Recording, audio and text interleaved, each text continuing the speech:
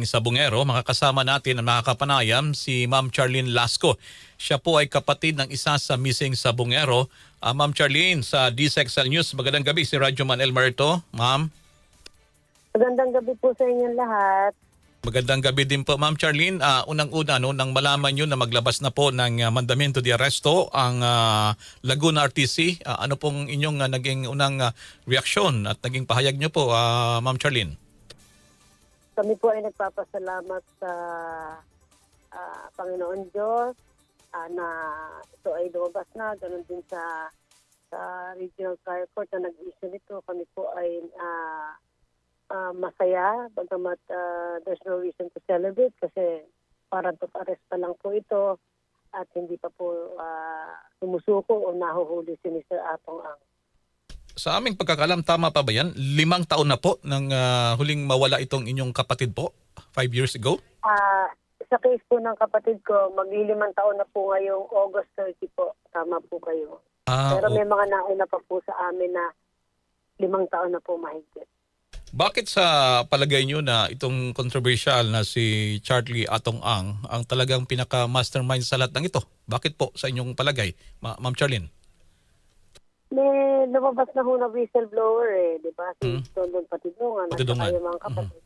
Itinuturo itong lugar na pinangyarihan, yung mga tao involved, and mataas ang kanyang batting average. He was there.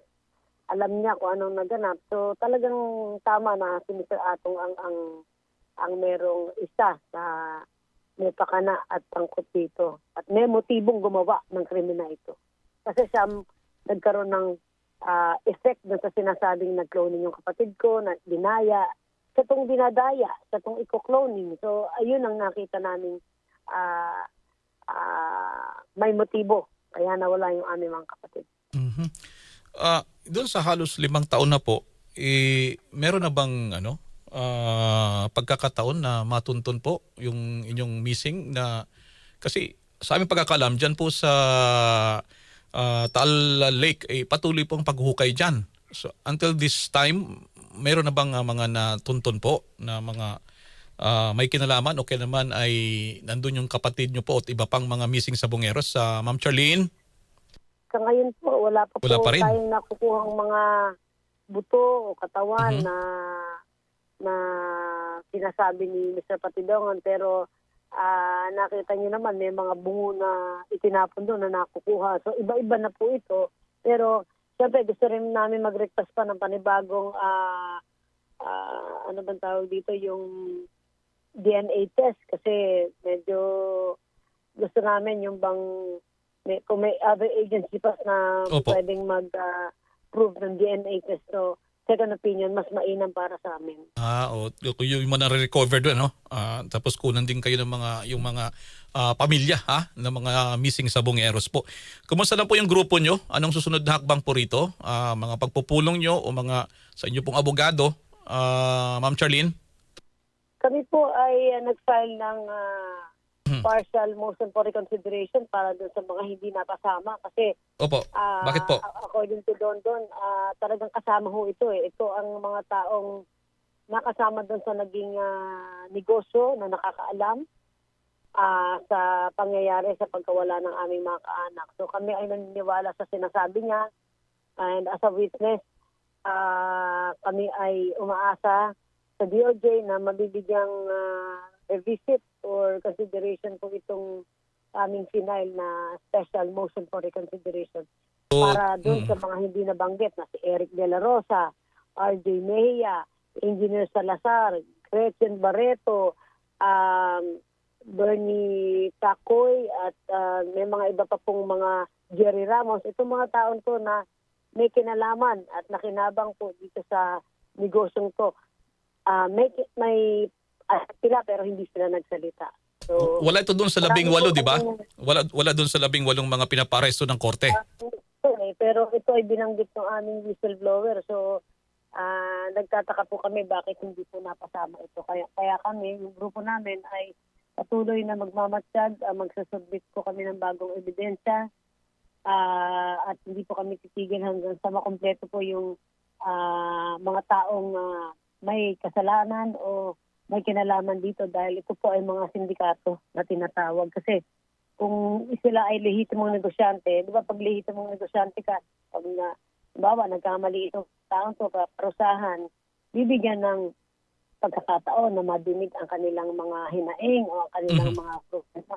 Pero ito mga kapatid namin, kaanak namin, basta na lang pinatay, pinapon, hindi ho ba? So, anong tawag dito? Sindikato to.